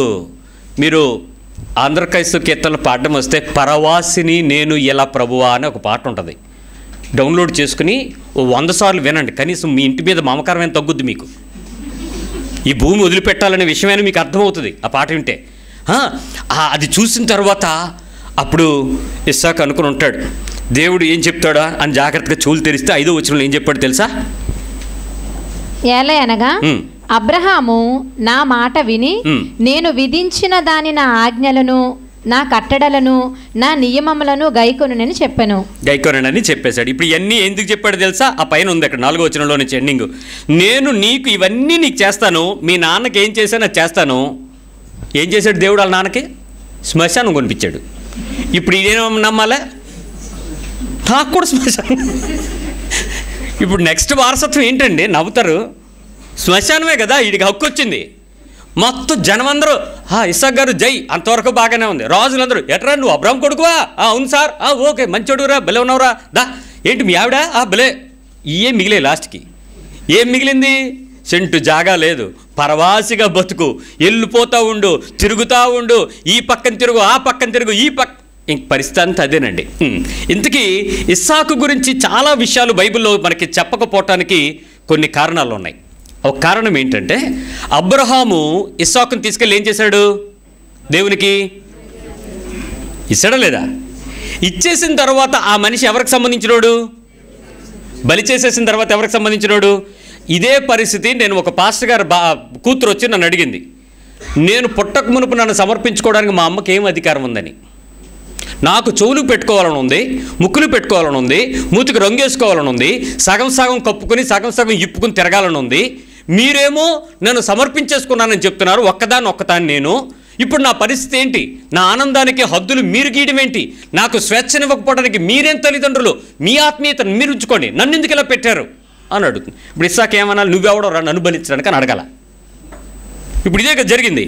కానీ ఇస్సాకు ఏం చేయలేదు, కిక్కురు మనలేదు. ఇప్పుడు ఇస్సాకుని బలిచ్చేసిన తర్వాత ఇస్సాకుకి తెలిసి బలయ్యాడా తెలియక బలయ్యాడా అని అంటే రెండును. దేవుడు చెప్పాడు అన్నాడు, తండ్రిని చూశాడు, తండ్రి చెప్పింది విన్నాడు, వెళ్ళిపోయాడు, అయిపోయింది. తాను పొందుకున్న జీవితం అంతా కూడా ఎవరిదని ఇస్సాకుకి తెలుసు? దేవుంది. ఏమండి మిమ్మల్ని ఆడపిల్లలు మగపిల్లలు శ్రద్ధగా వినండి. మగపిల్లలు, మా సందీప్ బాబు ఉన్నాడు, పెళ్లి చేద్దాం అనుకుంటున్నాం. సందీపు పలానా అమ్మాయిని పెళ్లి చేసుకో అన్నాను అనుకోండి. అనియా ఎవరనియా? నీకెందుకు, నేను చేస్తాను కదా, నువ్వు కూర్చో. అది కదనియా అంటే నేను 6'1" అవన్నీ నాకు తెలుసు కదా. అంటే నా సంగతి మీకు కొన్ని సేవకు కదా కొన్నే తెలుసు. అసలు పూర్తిగా ఒక్కసారైనా షూటింగ్ లేకుండా ఇస్సాకు రిబకాని చూడకుండా ఎందుకు పెళ్లి చేసుకున్నాడో తెలుసా? There is nothing in his own life that everything was sacrifice to God. నా జీవితం మొత్తం ఇచ్చేశాడు నా తండ్రి, నా మీద నాకు హక్కు లేదు, నేను కోరుకోకూడదు, నేను ఆశపడకూడదు, దేవుడు నాకు ఏది ఇస్తే ఎదురు చూస్తా, ఏది ఇస్తే అది పొందుకుంటా, ఎలా ఇస్తే అలా తీసుకుంటా, ఏదైనా నేను తీసుకుంటా, ఇవ్వకపోయినా నేను ఊరుకుంటా, ఎందుకంటే నాది కాదు నా జీవితం, నా తండ్రి నన్ను ఇచ్చేశాడు. అలాంటి తల్లిదండ్రులకు నేను చేతులెత్తి కృతజ్ఞతలు చెల్లిస్తున్నాను మీకు. మీ పిల్లల విషయంలో అలాంటి సమర్పణ కలిగిన, అబ్రహాము లాంటి సమర్పణ కలిగిన తల్లిదండ్రులారా, ఈరోజు మీ పిల్లలు మిమ్మల్ని ప్రశ్నించవచ్చు గాక, కానీ మీ సమర్పణ దేవుడి చేత ఆమోదించబడింది. అది అద్భుతమైన సమర్పణ. ఆ చక్కటి సమర్పణలో ఇస్సాకు వదిలేసుకున్నాడు. 26:12 ఇస్సాకు ఆ దేశమందు ఉన్నవాడే విత్తనము వేసి ఆ సంవత్సరము 100 ఫలము పొందెను. ఏమండి, ఆడికి ఉన్నది ఎంత? ఇప్పుడు మళ్ళీ పంట పండించాలా?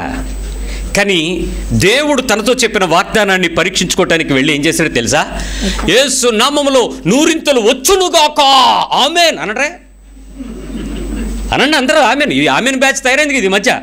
ఆ పాస్టర్ గారు అక్కడ నుంచి చెప్తుంటే వెనకాల ఆమేన్ ఆమేన్ ఆమేన్ ఆమేన్. ఎర్రా నీకేమైనా? నువ్వు ప్రయాసపడకుండా నిన్ను దీవించగలడా దేవుడు? ఏం ఆలోచిస్తున్నారు ఈ ఆమేన్ బ్యాచ్? ఈ ఆమేన్ ఆమేన్ అని అరుస్తుంటే ఆ ఇస్సాకు వెళ్ళి ఏం చేశాడు తెలుసా? సైలెంట్గా పొలం దున్నాడు. పరదేశిగా ఉన్న ఆ ప్రదేశంలో ఒక భూమిని లీజుకు మాట్లాడుకుని దాన్ని దున్ని విత్తనం వేసి పంట 100 రెట్లు తీసుకొచ్చాడు. దేవుడు దీవించడం అంటే అలా తయారవద్దండి. దీవించేశాడు. నిజంగా గొప్పవాడు అయిపోయాడు. గొర్రెలు వచ్చేసినాయి, గొడ్లు వచ్చేసినాయి, గొప్ప సమూహాలు వచ్చేసినాయి. 14 వచ్చిన అతనికి గొర్రెల ఆస్తియు గొడ్ల ఆస్తియు దాసులు గొప్ప సమూహము కలిగినందున ఫిలిష్తీయులు అతని యందు అసూయ పడిరి. ఏంటి ఆస్తి విడగొడద్ది? ఆస్తి చెప్పరే ఏం పెంచుద్ది? అసూయ. అసూయ పెంచుద్ది.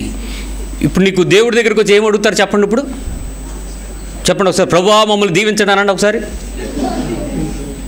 అబ్రహాములా దీవించండి అనండి. మారిపోయింది వాక్యం ఈ రోజు నుంచి. ఇస్సాకులా దీవించమన్నాడు. ఇలాంటి ప్రార్థనలు, ఇలాంటి వాక్యాలు మీకు బుర్రకెక్కో. నీకు తలుపేసిన తర్వాత ఏం జరుగుద్దంటే వాళ్ళు ఎందుకు వెళ్ళారో నీకు తెలియాలి కదా. నువ్వు వెళ్ళడానికి నాకు ఒక దారి కావాలి కదా. నేను ఎవరినో పట్టుకుని వెంబడించాలి కదా. ఇది మార్గం అని చెప్పేటువంటి యేసుని చూడాలి కదా. నేను నా ఆస్తి వైపు, నా గొడ్ల వైపు, నా జనం వైపు, నా బంగారం వైపు, నా భూముల వైపు, నా ఇళ్ళు వైపు చూసుకుని నేనేం చేయటానికి లేని పరిస్థితి. ఇంకో విషయం చెప్పనా? 26-25లోకి రండి. అక్కడ అతడు ఒక బలిపీఠము కట్టించి యెహోవా నామమున ప్రార్థన చేసి అక్కడ తన గుడారము వేసెను. ఇల్లు కట్టుకున్నాడని చెప్పు. సరిగ్గా చదవకుండా గుడారం అంటావేంటి? అక్కడ తన గుడారము వేసెను. ఏం వేసాడంట? గుడారం. బతుకంతా అద్దె కొంపే. ఏం మొగుడువయ్యా చేసుకున్నాక? సుఖం లేదు, పాడు లేదు. ఈ కొంపలో నీళ్ళు లేవు, ఆ కొంపకెళ్తే ఓనరం ఊరుకోదు. ఎన్నిళ్ళు మారుస్తావు? పిల్లి మార్చినట్టు సిగ్గు లేదు. పెళ్లి చేసుకున్నప్పుడు ఏం చెప్పావు? నిన్ను ఎక్కడ ఎట్టుకుంటాను అన్నావు. నా నెత్తి మీద ఇంత మోటెట్టి తిప్పుతున్నావు. ఈ ఇల్లు ఆ ఇల్లు, ఆ ఇల్లు ఈ ఇల్లు, ఎన్నిళ్ళు తిప్పుతావు? సిగ్గు లేదు నీకు? పెళ్లి చేసుకున్నా. చెప్పింది కరెక్టే. పెళ్లి చేసుకుని సిగ్గులేకే. సిగ్గుమాలిన దాన్ని నేను చేసుకున్నదే అదే సిగ్గులేకే. ఇంకెందుకు దాన్ని చెప్పుకోవడం? సిగ్గులేని దాన్ని నేను ఒప్పుకుంటావు. చేసుకున్నాడు ఎలాగైనా చేసుకుంటాడు. పూచిద్దాం అనుకున్నాడు, కాళ్ళు నమ్ముకున్నాడు, ప్రభు వైపు చేతులు ఎత్తుకున్నాడు. అంతే బతుకు. ఏం కావాలి నీకు? ఏం ఎదురు చూస్తున్నావు? ఏం కోరుకుంటున్నావు? తయారుగా వచ్చా తెత్తా మీ అమ్మని అడిగి. మరి ఇటు పెళ్లి చేసుకుని దేనికో? సోంబేరి. అత్తగారింటి దగ్గర సొమ్ము తెచ్చుకుని తింటానికి సిగ్గుండద్దు మనిషికి? కట్నం తీసుకోవటానికి ఆలోచన లేదు, బుర్ర లేదు. చదువుకోవటం, ఉద్యోగం, వ్యవహారం, వ్యాపారం, నీ కాళ్ళ మీద నువ్వు నిలబడి నీ పెళ్ళాన్ని పోషించుకునేటప్పుడు పెళ్లి చేసుకోండి. కట్నాలు మీద తీసుకునేవాడికి పెళ్లి చేయను నేను.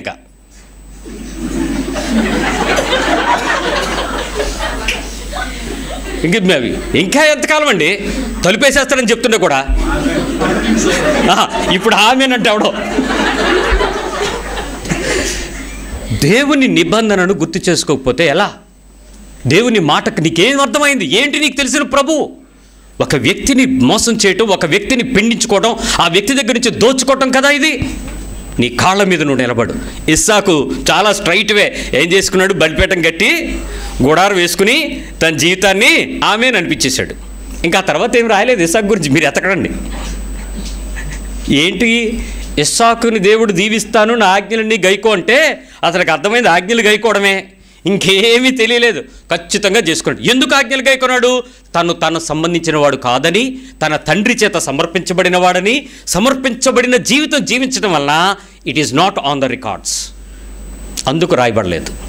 That's a less life, perfect life. దేవుని కొరకు బతికిన సంపూర్ణ. సాయంత్రకాలంలో పొలములో పబ్జీ ఆడుకోవడానికి వెళ్ళాడని ఉంది.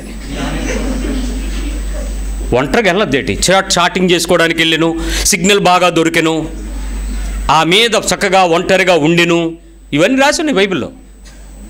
బైబిల్ ఫాలో అయినట్టు ఫాలో అయిపోతారు ఫోన్ వదలకుండా. ఏం చేశాడు? ధ్యానించటానికి వెళ్ళాడు. అప్పుడు అతని అవసరత దేవుడు చూశాడు. అప్పటికే అక్కడ ఎలియాజర్ వెళ్ళాడు, బేరం అంతా అయిపోయింది, తిన్నగా తీసుకొచ్చి ఎదురుగా పెట్టాడు, తీసుకో అన్నాడు, అంతే, మాట్లాడకుండా యాక్సెప్ట్ చేశాడు. That's all. ఇస్సాకు అయిపోయాడా? యాకోబుకి వస్తాను. ఏం సంపాదించాడు మీరు చూసేస్తే మీరు రేపటి నుంచి ప్రార్థనలు మొదలెట్టేద్దరు కానీ. 25-27 ఎదిగినప్పుడు ఏసావు వేటాడుటయందు నేర్పరి అయి అరణ్యవాసిగా నుండెను. యాకోబు సాధువై గుడారములలో నివసించుచుండెను. వీడికి బతుకదే బాబులు. అబ్రహాము దేవుడును యాకోబు దేవుడు అంటే ఏంటో అనుకున్నారు మీరు. మనం కూడా ఏసన్న గారు పాట పాడుతుంటే దాని వెనకాల ఎంతో ఉద్యమం పాట, దమ్ ఆ మ్యూజిక్ కొడుతుంటే రమ్ అంటుంటే మనకు కూడా యాకోబు దేవుడా, యాకోబు దేవుడా, ఎంత పాటో. ఏంటి యాకోబు దేవుడా? ఎవ్వడ దేవుడు? పరవాసి గుడారం వేసి ఆడనేమో అరణ్యంలో తోలేశాడు పెద్దోడిని, చిన్నోడిని తీసుకొచ్చి గుడారంలో కూర్చోబెట్టేశాడు దేవుడు. Very good. ఏమంటే నాకు కావాల్సిన వాక్యాలు ఎతకలా, నీకు నచ్చే వాక్యాలే చెప్తున్నా. అమ్మా 28 1-4 ఏం చెప్పాడు చూద్దాం. ఇస్సాకు యాకోబును పిలిపించి, నీవు కనాను కుమార్తెలలో యవతను వివాహము చేసుకొనకూడదు. అంటే బాగా రిచ్చుకుంటారు అక్కడ, తెల్లగా పొడవుగా ఎర్రగా ముక్కు పొడవు, క్యాస్ట్ ఏదైనా పర్లేదు, ఆ ABCD కలిసిపోతారు. ABCDలు కుదరదు, చేసుకోవద్దు. నీవు లేచి పద్దనరాములోనున్న నీ తల్లికి తండ్రి అయిన బెతూయేలు ఇంటికి వెళ్ళి అక్కడ నీ తల్లి సహోదరుడు లాబాను కుమార్తెలలో ఒకదానిని వివాహం చేసుకునమని అతనికి ఆజ్ఞాపించి, సర్వశక్తి గల దేవుడు నిన్ను ఆశీర్వదించి. మళ్ళీ అదే మొదలు. లాస్ట్ కాళ్ళకి వచ్చింది ఏంటి? జీతేరో బేటా, జీతేరో మన కాళ్ళ మీద పడిపోగానే జీతేరో, మనం శుద్ధి పుత్ర పౌత్రాబ్ది ప్రాప్తిరస్తు, సుపిత్ర ప్రాప్తిరస్తు, దీర్ఘ సుమంగిలి భవ, ఇవే మిగిలితే లాస్ట్కి ఇది దీనిలే. ఇంకేం జరిగింది? నీవు అనేక జనములగినట్లు నీకు సంతాభివృద్ధి కలుగచేసి. అబ్రాహాము అలాగే తిరిగాడు ఊరు నుంచి. ఇసుక, నక్షత్రాలు లెక్క చూడండి, మళ్ళీ ధూళి, లాస్ట్కి ఏం మిగిలింది? ఒక్కడో. అబ్రాహాముకి ఎవడు పుట్టాడు? ఒక్కడు వచ్చాడు. ఆడితో ఏదో కంగారు పడిపోదాం అనుకున్నాడు, కుదరదు అన్నాడు ఇస్మాయిల్తో. ఇదే నాది అన్నాడు దేవుడు. ఆ తర్వాత వచ్చినాడు మళ్ళీ ఇద్దరిలో ఒక అరణ్యంలో తోలు మళ్ళీ ఒకటి ఇంట్లో పెట్టాడు, ఒక్కడో. ఈ అబ్రహాంకి ఈ యాకోబుని అంటున్నాడు, నేను నిన్ను దీవిస్తానని చెప్పాడంట. ఏం చెప్పాడు? దీవుని చూద్దాం. నిన్ను విస్తరింపచేసి, మళ్ళీ మొదలే, నీవు పరవాసివైన దేశమును. చాలు. వీళ్ళు శ్మశానం కొనుక్కోవడం ఏంటి, ఆశ లేకుండా బతకడం ఏంటండి? వాళ్ళ ఆశ పరలోకం మీద ఉంది, వాళ్ళ ఆశ భూమి మీద పట్టణాల మీద లేదు, వారి ఆశ ఇంటిలో పెట్టుకోవాల్సిన సోఫా సెట్ మీద లేదు, వారి మెళ్ళకి మూతులకి చెవులకి తగిలించుకునేటువంటి ఆ బంగారపు సెట్ల మీద లేదు. వారి ఆశ వేరు. వాళ్ళు దేవుని రాజ్యంలో కూర్చుంటారు. నువ్వు ఏదో పట్టుకుని దేవుడు అనుకుని బాప్తిజం తెచ్చుకుని పేరు మార్చుకుని రకరకాల యాశాలు వేసి తలుపేసుకుని బయట ఉండి నువ్వెవడవో నాకు తెలియదంటే ఏం డబ్బు బతుకు. అల్టిమేట్ ఏమైపోతారు మీరు? కొంచెం ఏదో బైబిలే చదువుతున్నారుగా మీరు కూడా సంవత్సరాల నుంచి, మరి చదవండి, ఎలాగే చదవండి, ఏమర్థం అవుతుందో. మన ఆశ అంతా ఏంటంటే బాగా చదువుకుని పెద్ద ఉద్యోగం చేసి ఆ 2 వెనకాతలు ఏమొస్తుంది చెప్పండి? బాగా సంపాదించి బాగా కొని బాగా చేసి 6 అడుగులు ఇంటూ 3 అడుగుల్లోకే దూరేది. చచ్చాక ఎక్కడ పాతి పెడతాం? బంగారం దాంతో నీకేమైనా చేయిస్తామా? తొలుసుకు వెళ్ళిపోతారు లోపల. మళ్ళీ అదే చెక్క ముక్క, మళ్ళీ అదే జాగా. ఆలోచిస్తే ఏ పరిస్థితుల్లో కూడా వాళ్ళు ఏమీ అనుభవించలేదు. ఇప్పుడు మీకు వాస్తవం చెప్పేస్తాను, జాగ్రత్తగా మీరు ఇంటికి వెళ్ళి మిగిలింది వినండి. దేవుడు అబ్రహాంని ఏం చేశాడర్రా? ఆశీర్వదించాడు. చెప్పండి ఒకసారి. Very good. దేవుడు ఇస్సాకును కూడా ఏం చేశాడు? ఇస్సాకు యాకోబుని ఏం చేశాడు? యాకోబుని దేవుడు దీవించక మునుపు ఇస్సాకు యాకోబుని దీవించాడు. దేవుడు యాకోబు డైరెక్ట్గా దేవుడి దగ్గరికి వెళ్ళలేదు. యాకోబుకి దీవెన లేదు. యాకోబు తండ్రి దగ్గర నుంచి దీవెన దొంగిలించాడని మనం బైబిల్ చదువుకుంటాం. మోసగాడు అంటాము, దొంగ అంటాం. దీవెన ఎక్కడి నుంచి వచ్చింది? యాకోబు దగ్గరికి దీవెన ఇస్సాకు నుంచి వచ్చింది. అందుకోసమే యబ్బోకు రేవు దగ్గర దేవదూత కనపడినప్పుడు పెనుగులాడి, నువ్వు నన్ను ఆశీర్వదించితేనే గాని నేను నిన్ను వదలనని ఎందుకు పోరాడాడు తెలుసా? అతడికి కావలసిన దీవెన దేవుని దగ్గర నుంచి రావాలి. ఈ లోకంలో తల్లిదండ్రుల నుంచి వచ్చిన దీవెన నాకొద్దు. మహా వస్తే ఆస్తి వస్తుంది, మహా వస్తే బిల్డింగ్లు వస్తాయి, మహా వస్తే ఉద్యోగం వస్తుంది, తండ్రి చచ్చిపోయిన ఉద్యోగం నాకు వస్తుంది, మహా వస్తే తండ్రి తాలూకా పేరు, తండ్రి తాలూకా ఇదేది వద్దు నాకు. దేవా, నువ్వు నన్ను ఆశీర్వదిస్తే తప్ప నేను నిన్ను పోనివ్వను. అది యాకోబు పెనుగులాట. ఏమొచ్చిందో మీరు తర్వాత 28వ అధ్యాయం చదివితే ఆ దేవుడు తన వాగ్దానం విషయంలో ఎలా మాట్లాడతాడో ఆ విషయాలు మనకు అర్థమవుతాయి. సమయం అయిపోయింది. రాత్రికి వచ్చే వారం కొరకు కనిపెడదాం, అక్కడ కోసం చూద్దాం. అబ్రహాముని దేవుడు దీవించాడు, ఇస్సాకుని దేవుడు దీవించాడు. ఇప్పుడు యాకోబుకు దేవుడు దీవెనిస్తే వీళ్ళెళ్ళి ఎక్కడ కూర్చుంటారు? ఇప్పుడు గొప్ప జోక్ చెప్తాను వినండి. అబ్రహాముతో ఉన్న సంతానం, అబ్రహాము చుట్టూ ఉన్న జనం, యాకోబుతో ఉన్న జనం, యాకోబు సంతానం, ఇస్సాకు సంతానం, ఇస్సాకు చుట్టూ ఉన్న జనం, వీళ్ళ దగ్గరికి వచ్చినటువంటి ప్రవక్తలు, వాళ్ళు ప్రకటించి మాట్లాడినటువంటి వాళ్ళు, వీళ్ళందరూ కూడా బైబిల్లో రాయబడలేదు. వాళ్ళందరూ ఎక్కడుంటారట? ప్రభుతో కూర్చుని ఉంటారు. మరి భక్తి, శక్తి, ఆత్మ, ఉద్యమం, వాగ్దానం, మీటింగులు, సువార్త, మనం ఎక్కడుంటామంట?